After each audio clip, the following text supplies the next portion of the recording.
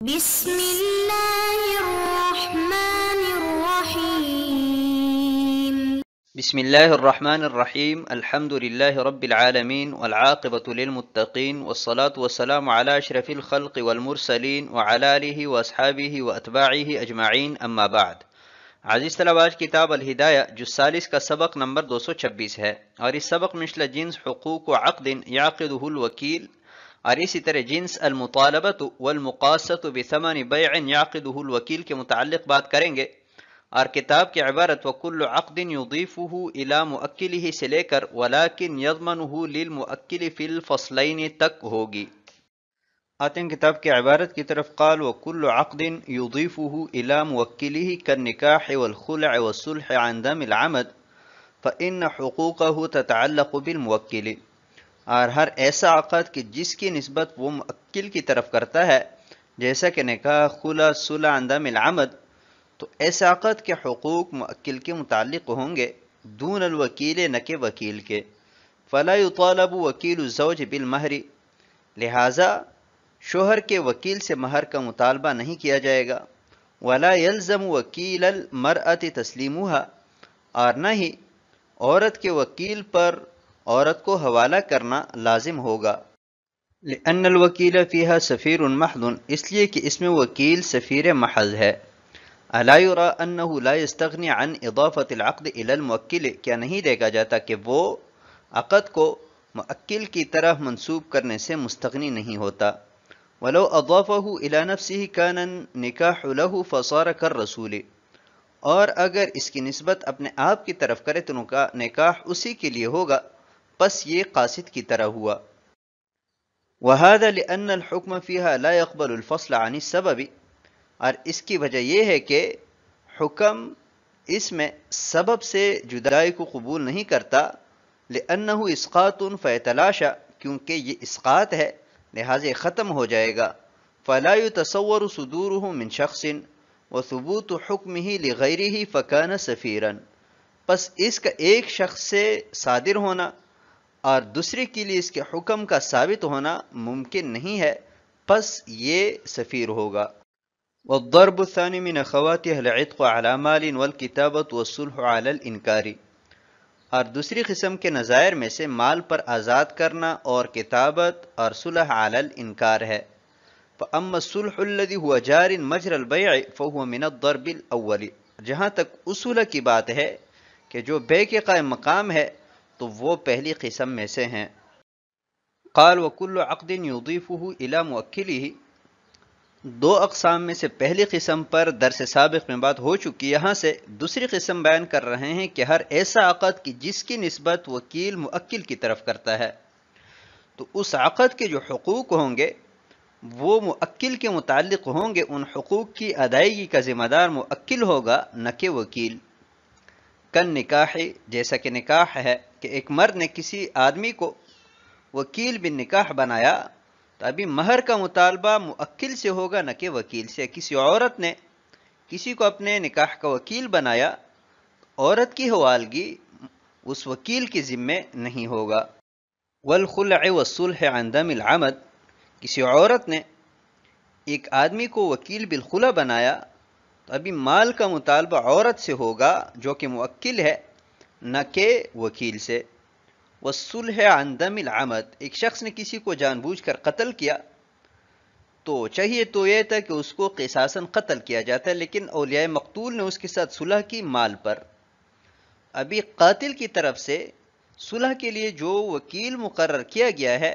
تو مال کا مطالبہ اس سے نہیں ہوگا بلکہ قاتل سے ہوگا۔ لأن الوکیل فیہا سفیر محض، اوپر ذکر کردہ عقود میں جس کی نسبت وکیل موکل کی طرف کرتا ہے تو ان عقود میں وکیل کی حیثیت محض ایک سفیر اور معبر کی ہوتی ہے، موکل کی طرف سے صرف وہ تعبیر کرتا ہے، باقی ان عقود کی جو ذمہ داریاں ہوتی ہے وہ موکل پر ہوتی ہیں۔ یہی تو وجہ ہے کہ وکیل ان عقود کی نسبت لا محالہ موکل کی طرف ہی کرے گا۔ اگر اپنی طرف کریں تو یہ انہی کے لیے منعقد ہوں گی نہ کہ موکل کے لیے۔ مثلا نکاح کی نسبت اپنی طرف کی تو نکاح اسی کے لیے منعقد ہوگا نہ کہ موکل کے لیے۔ فصار کالرسول، پس وکیل کی حیثیت قاصد کی طرح ہوئی کہ قاصد مرسل کی طرف سے صرف تعبیر کرتا ہے، خبر پہنچاتا ہے،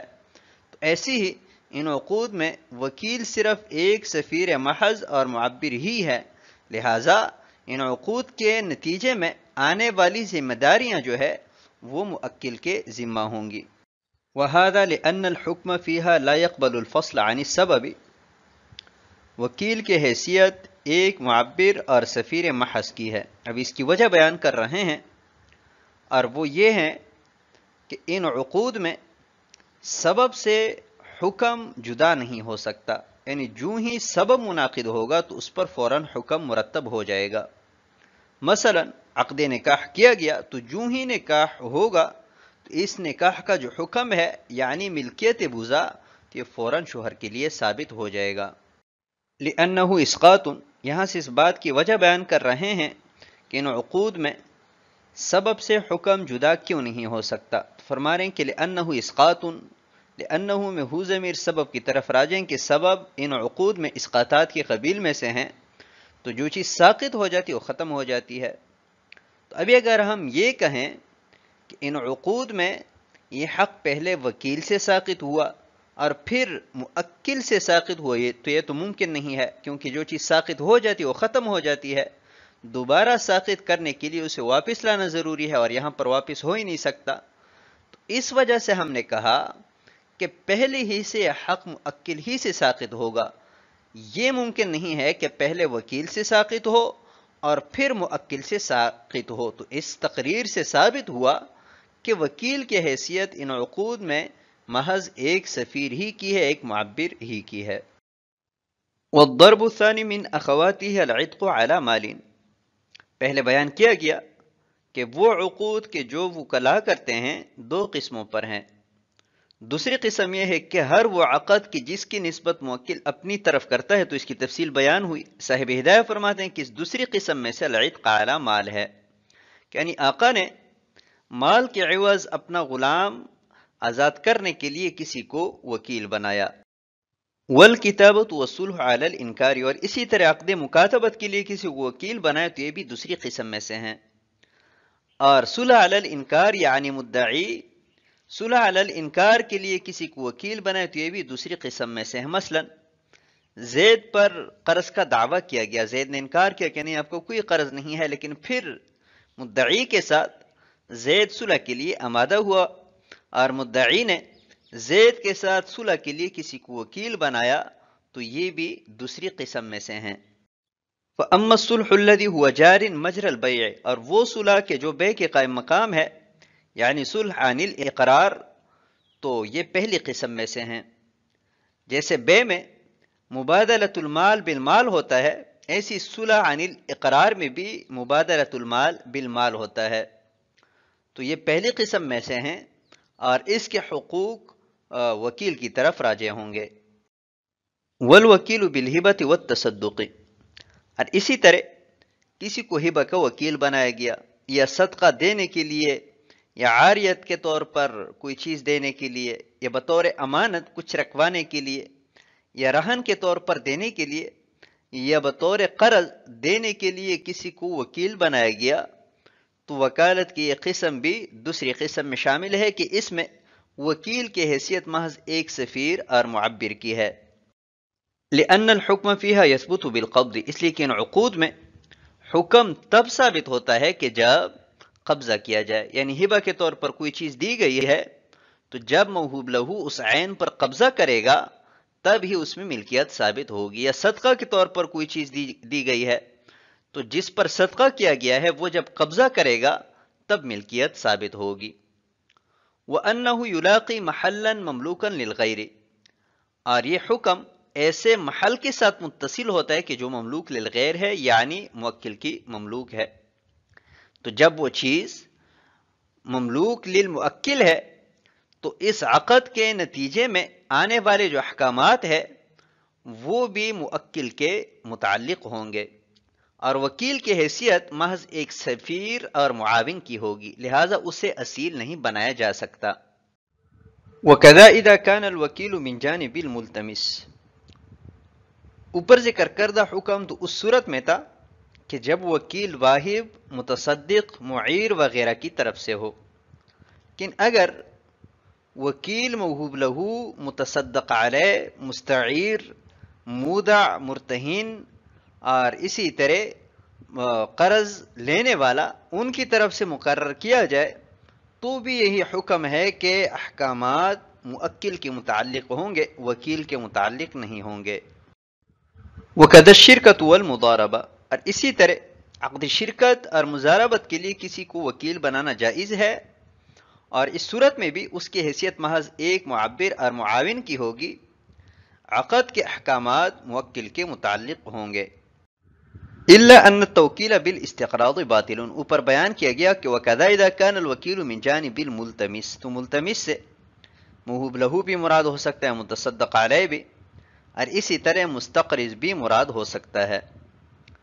تو اصول کا تقاضا تو یہ ہے کہ اگر توکیل بالاستقراض درست ہوتا تو احکامات موکل کے متعلق ہوتے نہ کہ وکیل کے، لیکن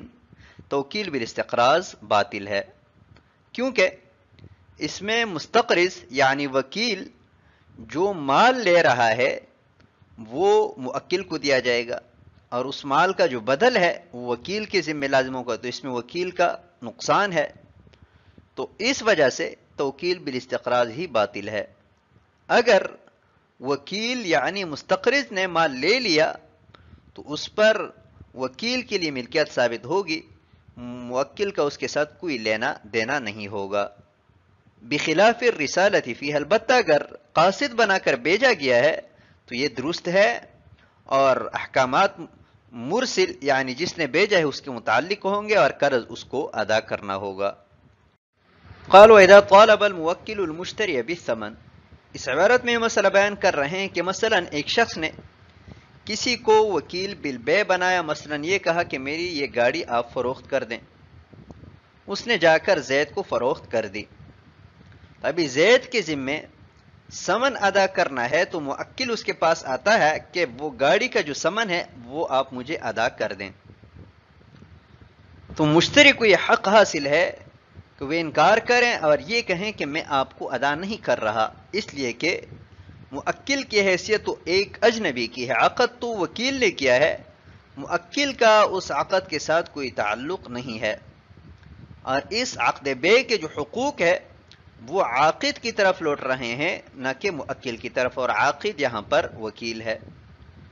تو مشتری کو یعنی زید کو یہ حق حاصل ہے کہ وہ موکل سے کہیں کہ میں آپ کو ثمن نہیں دے سکتا۔ قال فإن دفعه إليه جاز، اگر مشتری نے وہ پیسے موکل کو دے دیے تو ابھی وکیل کو دوبارہ مطالبے کا حق نہیں ہوگا، لأن نفس الثمن المقبوض حقه، اس لیے کہ موکل نے جس ثمن پر قبضہ کیا ہے وہ موکل کا حق ہے اور اس تک پہنچ گیا، ابھی وکیل اس سے دوبارہ لیں اور پھر موکل کو حوالہ کریں تو یہ تحصیل حاصل ہے، اس کا کوئی فائدہ نہیں ہے، لہذا وکیل کو دوبارہ ادا کرنے کی ضرورت نہیں ہے۔ وَلِهَذَا لَوْ كَانَ لِلْمُشْتَرِ عَلَى الْمُوَكِّلِ دَيْنٌ تَقَعُ الْمُقَاصَّةُ، کہ ثمن موکل کا حق ہے تو یہی وجہ ہے کہ اگر مشتری کا موکل کی ذمہ دین ہے،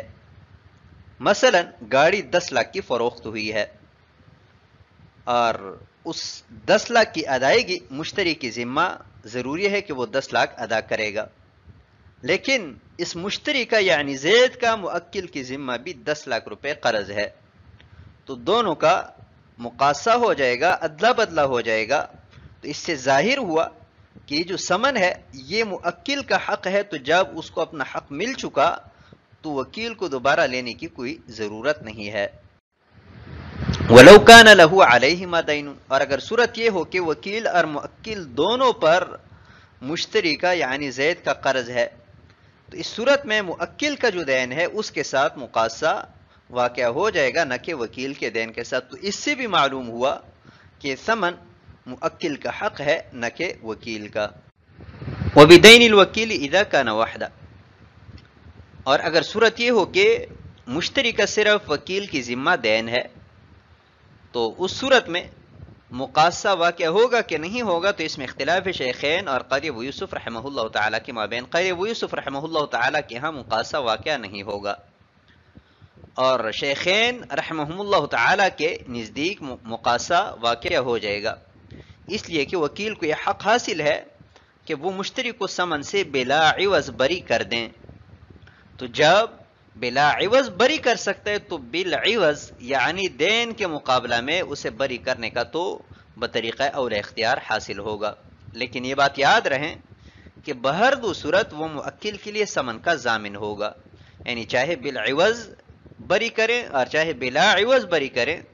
بہر دو صورت وہ موکل کے لیے ثمن کا ضامن ہوگا. تو آج کے سبق کو ہم اسی پر ختم کرتے ہیں. والسلام علیکم ورحمۃ اللہ وبرکاتہ.